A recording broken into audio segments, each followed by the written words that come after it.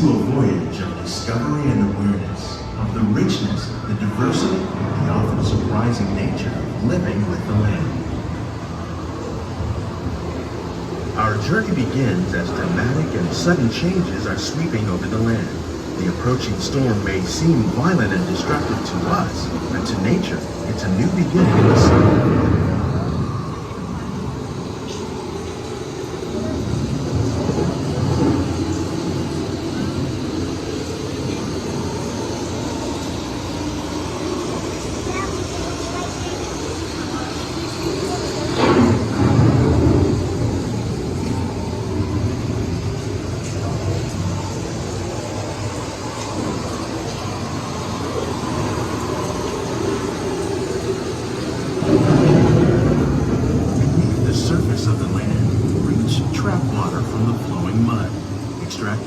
Nutrients and minerals. These elements, when combined with sunlight, create the diverse living systems of our planet.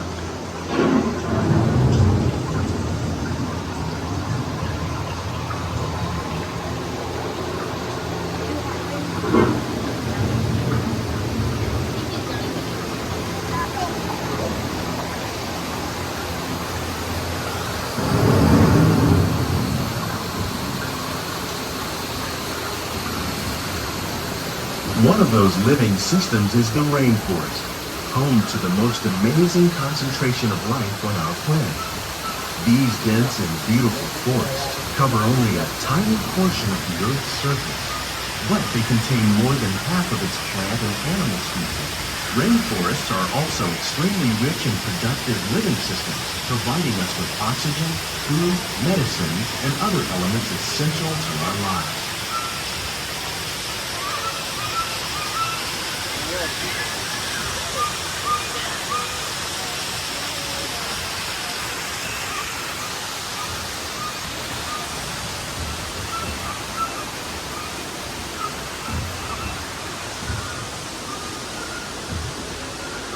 In the desert, nature has created a very different, but no less beautiful living system.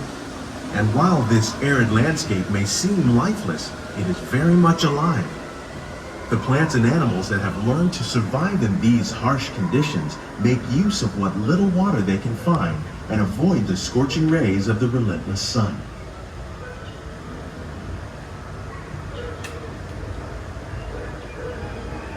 The American prairie once appeared as desolate as the desert, but over time, rainwater and nutrients gradually penetrated the hard surface of this land. Even the hooves of the mighty buffalo helped create the rich soil that would one day become home to the American farm.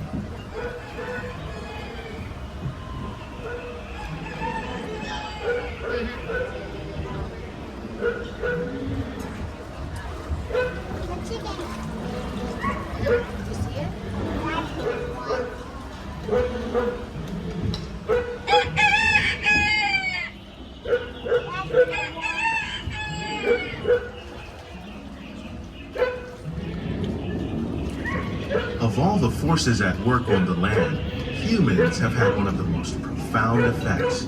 The need to produce food for a growing world led to the enormous use and sometimes overuse of the land. In our search for more efficient ways to grow food, we often fail to realize the impact of our methods.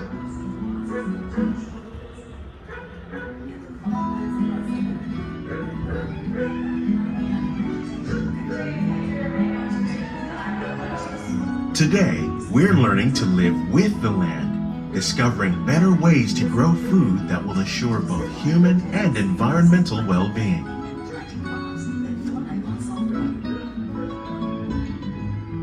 In Japan, we're learning that by mixing leaves and other living materials into our soil, we can make farmland more fertile without the need for chemicals. Here at Epcot, we're learning to reduce the need for chemical pesticides by breeding and using natural predators, like ladybugs and wasps, to control pests. In the farmlands across America, we're learning that by plowing under vegetation containing natural fertilizers, we can enrich the soil without the use of chemicals. In arid regions, we're learning to produce food on desert seacoasts by developing and planting crops that thrive on salt water. In Japan, we're learning that by mixing leaves and other living materials into our soil, we can make. How will we meet tomorrow's growing needs for food production, yet still respect the needs of the land? Some of the answers are being discovered just ahead. To help us maintain these carefully controlled ecosystems, and for your safety, please remain seated in your boat at all times.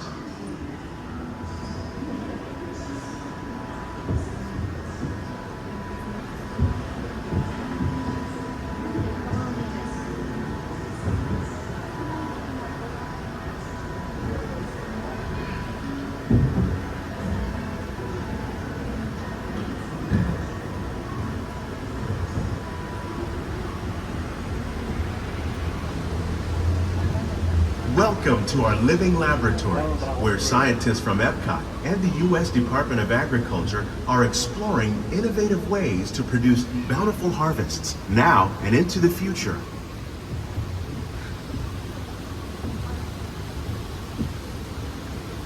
The tropics are home to the greatest diversity of plants on the planet. Many of these, like papaya, bananas, cacao, coffee, and rice, are well known around the world. These are just a few of the edible plants that have been an important source of nutrition for people living in the tropics. Many are rich in vitamins and minerals, while others are well adapted to growing in less than ideal conditions. Some, like the water lily, thrive in wet, swampy areas and waterways. All parts of this plant, even the flower Please petals, keep your hands inside the the boat. starchy root of the plant has long been used to make flour for baking.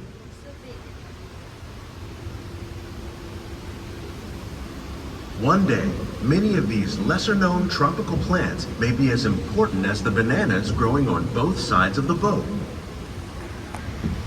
More than 28 million tons of bananas are eaten annually, making it the most popular fruit in the world.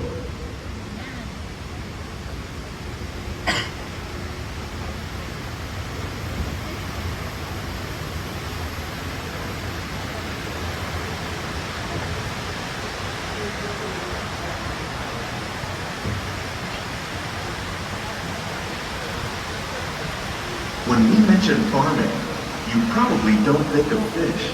But fish farming, or aquaculture, accounts for nearly half of all the seafood consumed globally. Tilapia, bass, and catfish, like the ones you see here, are three of the more popular crops raised by fish farmers. The sustainable system we're using here recycles the water in the tanks. As a result, we're able to save millions of gallons each year. Our small fish farm produces nearly 5,000 pounds of fish each year to serve in restaurants around Walt Disney World. Innovations like this one can play an important role in our efforts to produce bountiful harvests and still protect natural resources.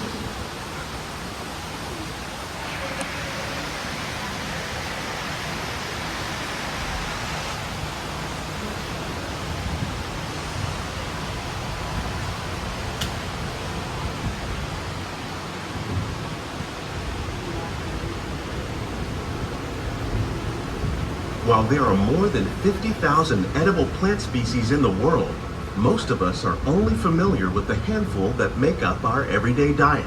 The common grains growing here, wheat, maize, sorghum, and millet, plus rice, account for nearly 2/3 of our global food consumption. Learning how to increase yields of these staples is an important goal of research around the world.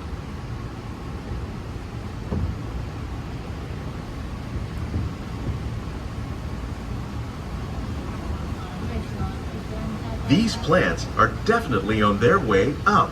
Innovative growing techniques like these increase yields while more efficiently using resources like water, fertilizer, and pesticides. Another innovation at work here is our integrated pest management program. By populating our greenhouses with beneficial insects that prey on harmful pests, like aphids and flies, we are significantly reducing our reliance on conventional pesticides. We're growing these crops using our nutrient film system. This technique precisely controls and recycles water and nutrients.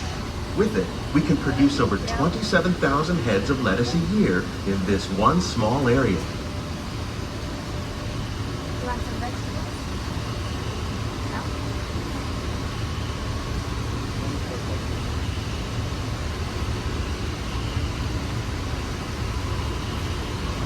Some of our best ideas have been inspired by nature, like these fruit and vegetable trees. By growing these ground plants vertically, we can increase yields and better control diseases.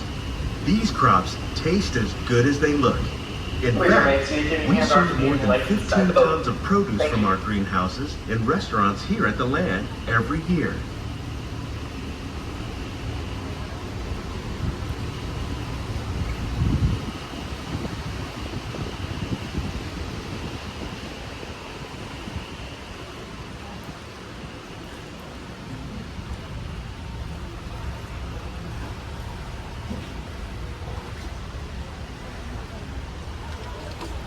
The future of agriculture may include innovative ideas like this vertical growing system.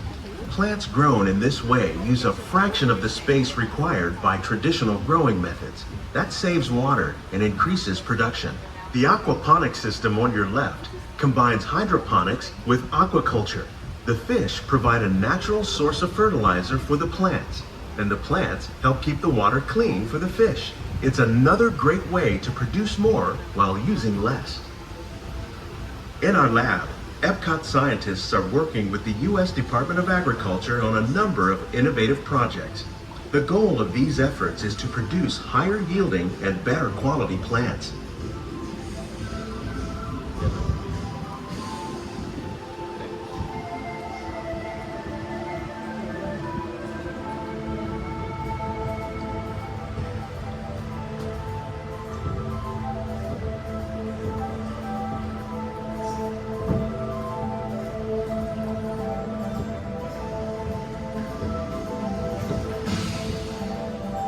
These greenhouses represent just a fraction of the work being done worldwide to produce bountiful harvests for our growing population.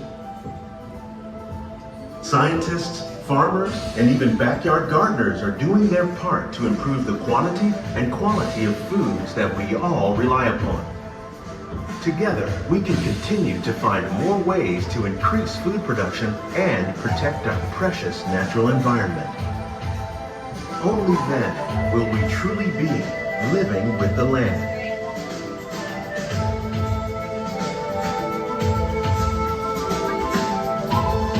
On behalf of Walt Disney World, we hope you've enjoyed this unique journey through our living laboratory.